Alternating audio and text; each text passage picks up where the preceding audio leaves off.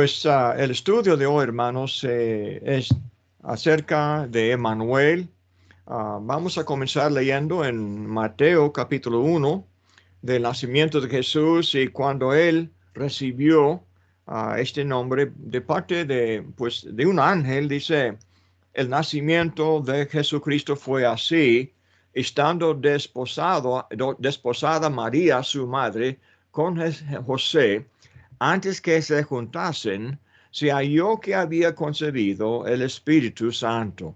José, su marido, como era justo y no quería infamarla, quiso dejarla secretamente. Y pensando él en esto, he aquí, un ángel del Señor le apareció en sueños y le dijo: José, hijo de David, no temas recibir a María su mujer, porque lo que en ella es engendrado del Espíritu Santo es, y dará a luz un hijo y llamará su nombre Jesús, porque él salvará a su pueblo de sus pecados.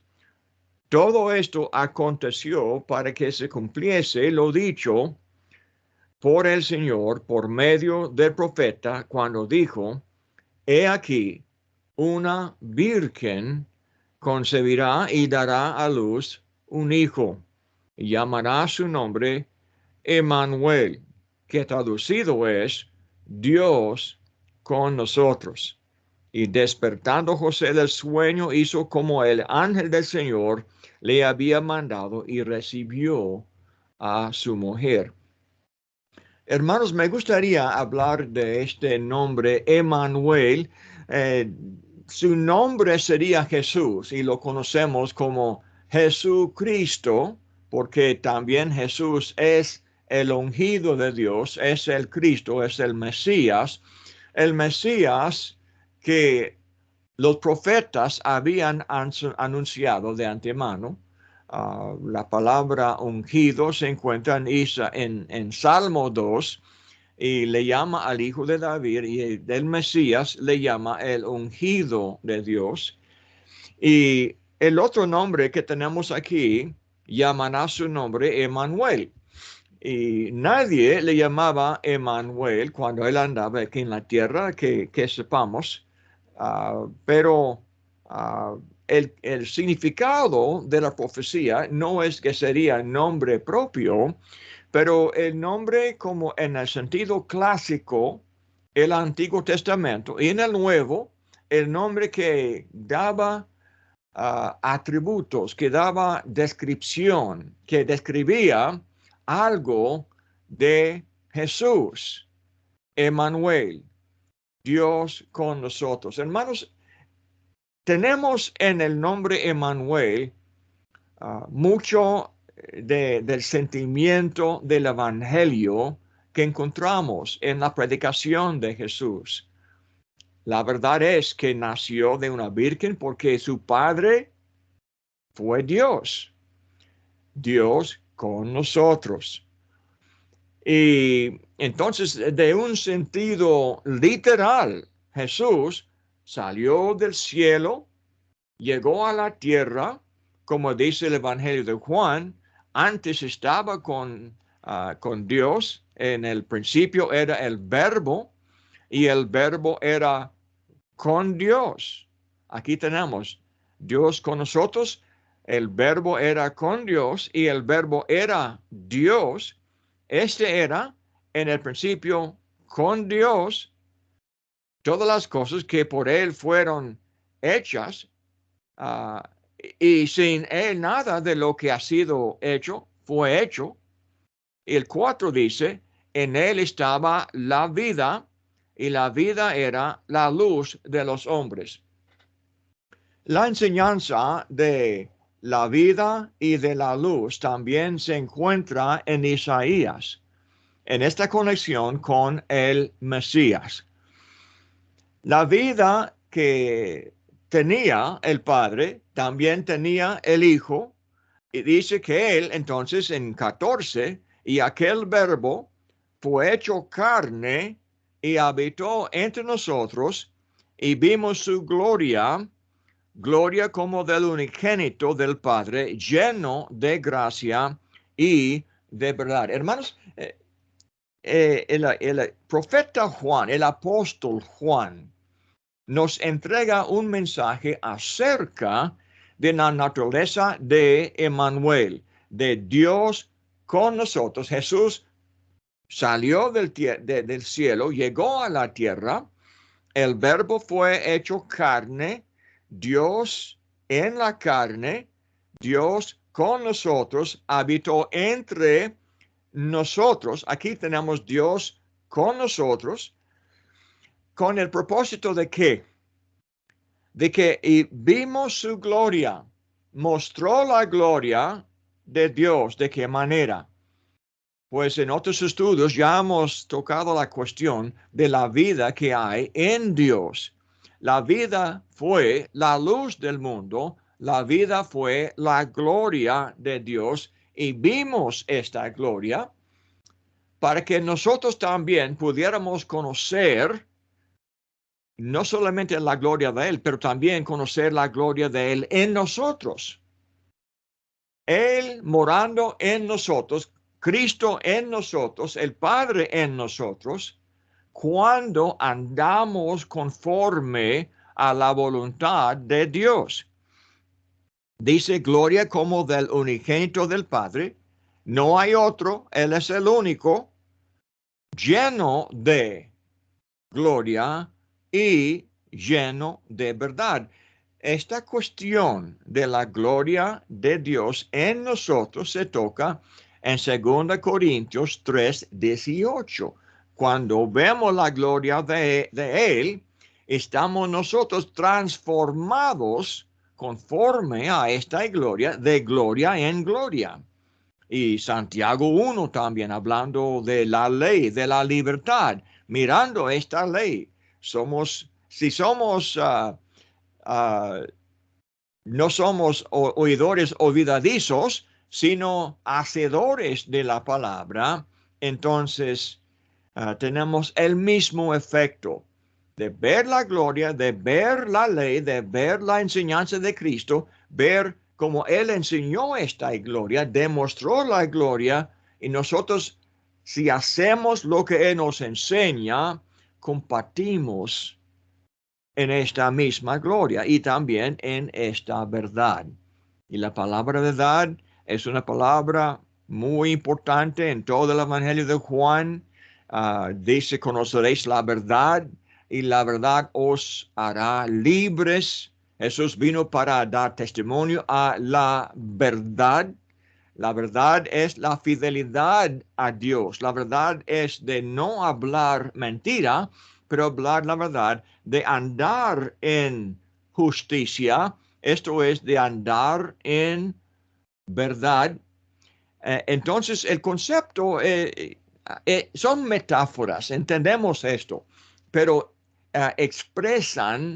estas metáforas expresan todo el consejo de Dios, todas las leyes de Dios que nos hacen, que nos enseñan, entonces, cómo andar conforme a la voluntad de Dios. No conocemos a Dios si no andamos conforme a su voluntad.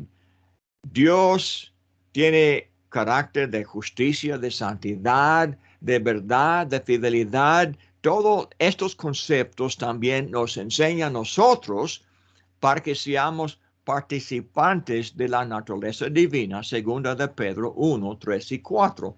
Nos da las preciosas promesas para que andemos conforme a estas promesas, logrando la justicia de Dios.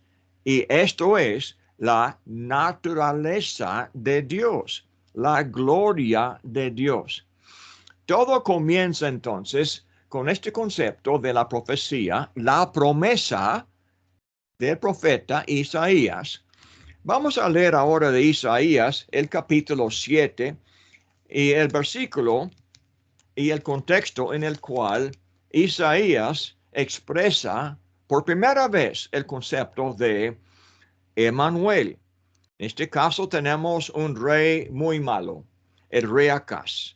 y muy rebelde, un rey de Judá, y enfrenta una guerra en contra de Israel en el norte y también Siria e Israel, las dos naciones habían hecho alianza y acuerdo para, pues querían ellos pelear en contra a Siria, la nación del norte que iba a invadir, iba a ser una amenaza muy fuerte. Dios mismo enviaba a Siria para atacar y invadir a estas naciones, últimamente llegando hasta Jerusalén misma. Pero a este punto, Acaz no quiere formar alianza con Israel y con Siria. Entonces ahora estas naciones van a pelear contra Judá. Está bien, pues, temorizado Acaz, y Dios envió a Isaías para decirle a él: no te preocupes, que Jehová no va a permitir el éxito de esta guerra. Entonces, así comenzando, vamos a leer ahora, comenzando en versículo 8. Porque la cabeza de Siria es Damasco, y la cabeza de Damasco, Resín, y dentro de 65 años Efraín será quebrantado hasta dejar de ser pueblo. Y la cabeza de Efraín es Samaria, y la cabeza de Samaria el hijo de Remalías. Si vosotros no creyereis, de cierto no permaneceréis. Aunque no permaneceréis. Habló también Jehová a Acaz diciendo: pide para ti señal de Jehová tu Dios, demandándola, ya sea de abajo en lo profundo o de arriba en lo alto. Y respondió Acaz: no pediré y no tentaré a Jehová. Dijo entonces Isaías: oíd ahora, casa de David. ¿Os es poco el ser molestos a los hombres, sino que también lo seáis a mi Dios? Por tanto, el Señor mismo os dará señal. He aquí que la Virgen concebirá y dará a luz un hijo, y llamará su nombre Emmanuel. Comerá mantequilla y miel hasta que sepa desechar lo malo y escoger lo bueno, porque antes que el niño sepa desechar lo malo y escoger lo bueno, la tierra de los dos reyes que tú temes será abandonada. Jehová hará venir sobre ti, sobre tu pueblo y sobre la casa de tu padre, días cuales nunca vinieron desde el día que Efraín se apartó de Judá, esto es, al rey de Asiria. Ahora, el contexto es de confiar en Jehová y no confiar en las alianzas con otras naciones. No confiar en el brazo de los hombres, no confiar en la carne. Hay paralelos, hermanos, entre la historia aquí que la historia de los días de Jesús mismo. Los judíos incrédulos eran igual de malos como los judíos de los días de Acaz. Tenían sus líderes, tenían las divisiones también políticamente. Los saduceos confiaban mucho en los romanos porque los romanos habían dado a ellos poder en el sacerdocio. Los fariseos no confiaban en ellos. También había la secta de Herodes. Los herodianos eran más a favor como de los saduceos, más a favor a los romanos. Y hubo siempre esta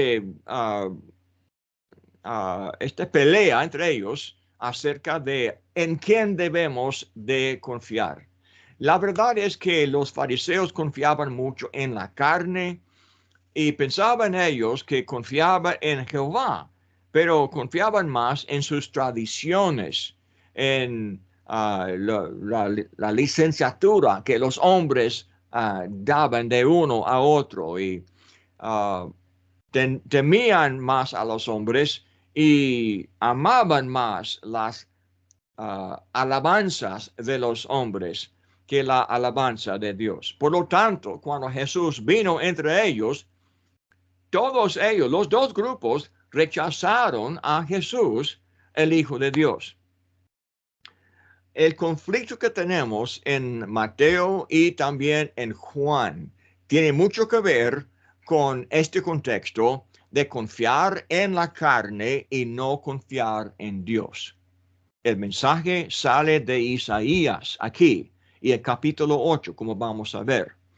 Entonces, para entender el uso que Dios hizo de esta profecía aquí de Isaías 7:14, que se encuentra en Mateo 1, tenemos que entender lo que está pasando al fondo de la historia antigua y también la historia de Cristo Jesús. Esto también nos ayuda a comprender la enseñanza del apóstol Pablo en sus escritos, en sus epístolas, porque regaña mucho a los judíos por confiar en la carne, confiar en la circuncisión, confiar en su parentela, en su genealogía, confiar en lo que decían los ancianos de ellos, en vez de confiar en el Hijo de Dios que descendió del cielo. En él estaba la luz, y la luz llegó a ser, en la vida, y la vida llegó a ser la luz del mundo. El problema de los judíos eran que no querían arrepentirse de sus pecados. Lo mismo aquí en capítulo 7. Isaías, profeta de Dios, predica a los judíos, a los israelitas. No eran judíos todavía, pero eran israelitas de Judá y de Israel.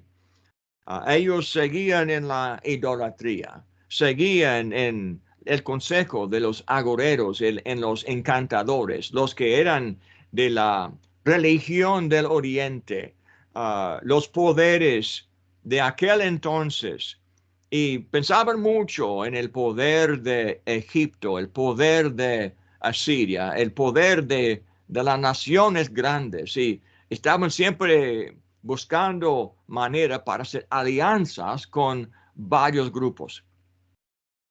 Lo que no entendían es Jehová de los ejércitos. Está sobre todo. Él es Señor de señores y Rey de reyes. Este tema también se encuentra en Apocalipsis. Está aquí, está en Apocalipsis, está en las cartas de Pablo y de los evangelios. Ahora, lea conmigo. Aquí en capítulo 7 tenemos mayormente la profecía de Asiria. En el versículo 14 tenemos en 7:14 un versículo único porque expresa una profecía no a Acaz, pero más adelante a la casa de David, versículo 13. Entonces, pero el concepto de Emmanuel se encuentra en capítulo 8 de nuevo. Dice, Dios dio a Isaías 2 hijos. Dice que la esposa también le llama la profetisa. Ya hemos conocido a ella anteriormente, pero el nombre de cada hijo tenía significado. Versículo 1, me dijo Jehová, toma una tabla grande, escribe en ella con caracteres legibles tocante a Maher Salal Asbaz. Esto es, como se puede ver tal vez en su nota, así, del versículo, el despojo se apresura, la presa se precipita.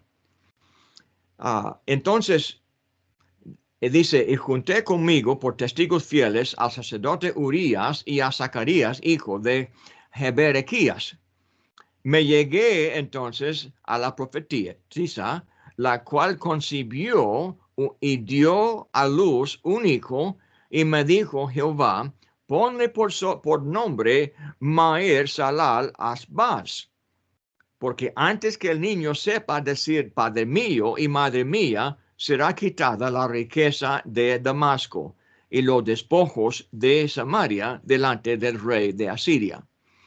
Otra vez volvió Jehová a hablarme diciendo, por cuanto desechó este pueblo las aguas de Siloé, que corren mansamente, y se regocijó en Resín y con el hijo de Remalías, y aquí, por tanto, que el Señor hace subir sobre ellos aguas de ríos impetuosos y muchas, esto es, al rey de Asiria, con todo poder, con todo su poder, el cual subirá sobre todos sus ríos y pasará sobre todas sus riberas, y pasando hasta Judá, inundará y pasará adelante y llegará hasta la garganta, extendiendo sus alas, llenará la anchura de su tierra, oh Emmanuel.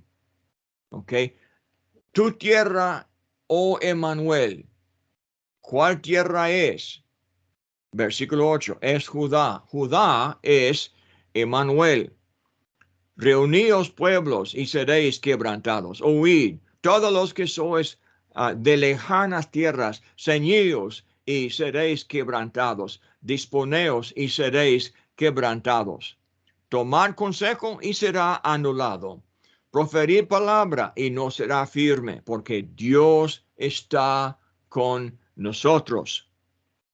Porque Jehová me dijo de esta manera, con mano fuerte me enseñó que no caminase por el camino de este pueblo, diciendo, no llaméis conspiración a todas las cosas que este pueblo llama conspiración. No temáis lo que ellos temen, ni tengáis miedo. A Jehová de los ejércitos, a él santificad, sea él vuestro temor y él sea vuestro miedo. Entonces él será por santuario, pero a las dos casas de Israel por piedra para tropezar y por tropezadero para caer y por lazo y por red al morador de Jerusalén. Y muchos tropezarán entre ellos y caerán y serán quebrantados y se enredarán y serán apresados. Ata el testimonio, sella la ley entre mis discípulos. Esperaré pues a Jehová, el cual escondió su rostro de la casa de Jacob, y en él confiaré. Y antes de leer el fin del capítulo, porque también tiene mucho que ver, pero ya hemos visto varias cosas que se encuentran en los evangelios. Aunque el contexto es contexto de esta guerra, que todo Israel, todo Judá, tenía miedo de la guerra de los hombres. Dice Isaías, el conflicto que tenía Isaías en convencerles a ellos a arrepentirse, dejar para atrás la apostasía de la idolatría, dejar para atrás el consejo de los encantadores y de los agoreros. Dice que ellos debían de escuchar el mensaje del profeta y de la ley de Moisés. Ellos llamaban la enseñanza de Dios conspiración, pero no era conspiración para derrotar o rebelar en contra del gobierno legítimo de Judá, contra el rey Acaz. Esto fue una manera para rechazar la corrección del profeta. Pero todos los justos tenían que aprender a quién debemos de temer. Lo mismo en los días de Jesús. querían matar a Jesús desde muy temprano en su ministerio. En Mateo 10:28, Jesús tuvo que decir a los apóstoles, cuando él los envió a predicar en la comisión limitada, preparando el camino del Señor. Mateo 10, aquí dice Jesús, el 26, así que no los temáis, porque nada hay encubierto que no haya de ser manifestado, ni oculto que no haya de saberse. Lo que os digo en tinieblas, decidlo en la luz. En lo que oís al oído, proclamadlo desde las azoteas. Y no temáis a los que matan el cuerpo, mas el alma no pueden matar. Temed más bien a aquel que puede destruir el alma y el cuerpo en el infierno. Y así sigue el resto de este mensaje de Jesús a ellos. No los temáis, dice Jesús. Y también dijo Isaías a los justos de aquel entonces, ni temáis lo que ellos temen. Versículo 12, ni tengáis miedo a Jehová de los ejércitos, a él santificad, sea él vuestro temor y él sea vuestro miedo. Así hablaba Pedro, primero de Pedro, que tenemos que santificar a Cristo como nuestro Señor en el corazón y estar listo para dar respuesta a los que preguntan, los que piden una respuesta de nosotros. Son el sentimiento que 1 de Pedro, capítulo 1, 2 y 3, sale de este mismo contexto. Hablando del tropezar, dice, entonces en 8:14, entonces él será por santuario, pero a las dos casas de Israel por piedra para tropezar y por tropezadero para caer y por lazo y por red al morador de Jerusalén. Déjame llevarle a 1 de Pedro 2:8. 1 de Pedro 2:8. Cristo fue piedra de tropiezo, piedra escogida de Dios y preciosa, pero rechazado por los edificadores. Dice 1 de Pedro, capítulo 2, ahora versículo 8. El 4. Acercándose a él, piedra viva, desechada ciertamente por los hombres, mas para Dios escogida y preciosa. Vosotros también, como piedras vivas, sed edificados como casa espiritual y sacerdocio santo para ofrecer sacrificios espirituales aceptables a Dios por medio de Jesucristo. Por lo cual también contiene la escritura, he aquí, pongo en Sión la piedra, la principal piedra del ángulo, escogida, preciosa, y él que creyere en él no será avergonzado. Para vosotros, pues, los que creéis, él es precioso. Pero para los que no creen, la piedra que los edificadores desecharon ha venido a ser la cabeza del ángulo y piedra de tropiezo y roca que hace caer, porque tropiezan en la palabra siendo desobedientes, a lo cual fueron también destinados.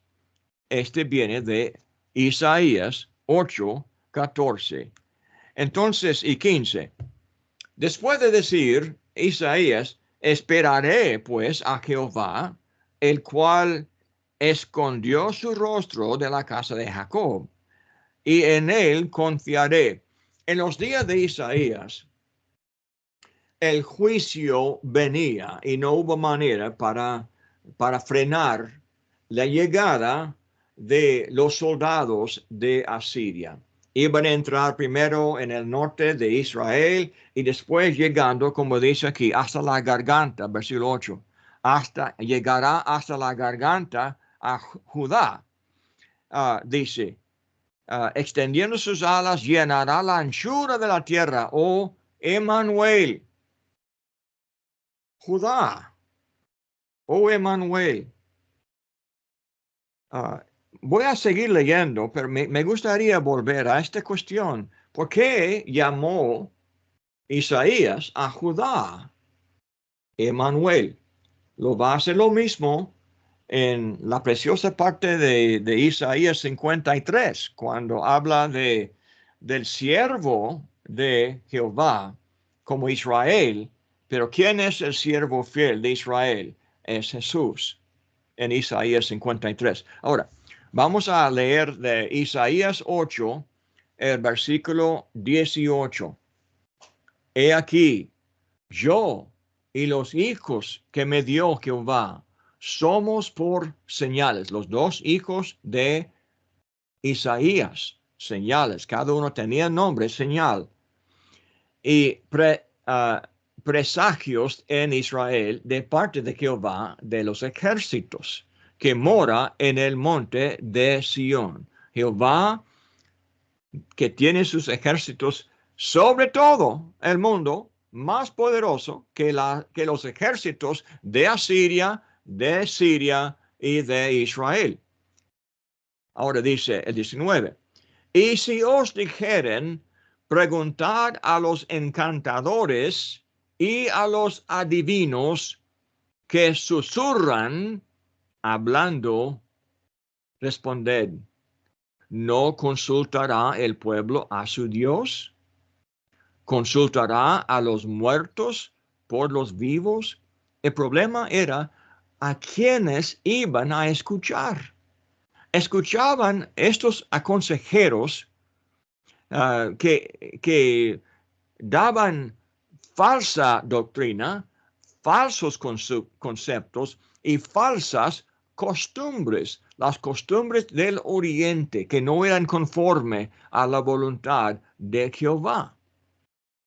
Pero pregunta, estos, dice, encantadores y adivinos, dice, susurran hablando. Esto fue su forma de comunicar con misterio, abajo, cerca del suelo, susurran ellos para llamar la atención, también para ocultar la necesidad de su mensaje. Entonces, el problema fue de escuchar a personas, pero de una manera, por razones absurdas, dice, consultará a los muertos por los vivos. Ellos tenían o decían que tenían contacto con los espíritus de los muertos, de los demonios, para declarar los misterios del universo. Dice entonces Isaías, versículo 20, a la ley y al testimonio, si no dijeren conforme a esto, es porque no les ha amanecido. Tenemos en la palabra amanecer el concepto del lucero, la luz brillante de la mañana como contraste de los que susurran por la noche y de los espíritus de los muertos. Es que no les ha amanecido, es que no hay luz en ellos. De este concepto sale la enseñanza de que Jehová es la luz. La palabra ley, hermanos, en la lengua hebrea, acuérdense, literalmente la palabra ley es instrucción. Y la palabra testimonio también se usa intercambiablemente con la palabra ley, porque cuando Dios dio sus instrucciones, dio sus testimonios del cielo Acuérdense, Juan 1:4. La vida estaba en el Padre, estaba en Dios. Y la vida llegó a ser la luz del mundo. La vida es la justicia de Dios. La vida es las instrucciones de Dios que nos enseñan cómo vivir, la luz del mundo. Entonces dice 21, y pasarán por la tierra fatigados y hambrientos, y acontecerá que teniendo hambre se enojarán y maldecirán a su rey y a su Dios, levantando el rostro en alto. Los hombres que no escuchan a Dios, que no escuchan a Jesús, viven con la frustración, molestos en sus corazones, porque siempre lo que hacen ellos es fracaso. La consecuencia del pecado es grave. La vida del pecador es siempre mala.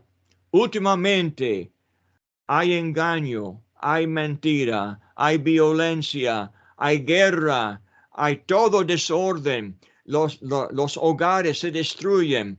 Los niños maldicen a sus padres. Los padres insultan a los hijos y abusan los hombres de sus esposas. Y las esposas abandonan a sus esposos. Hermanos, es completamente desordenada la vida del pecador.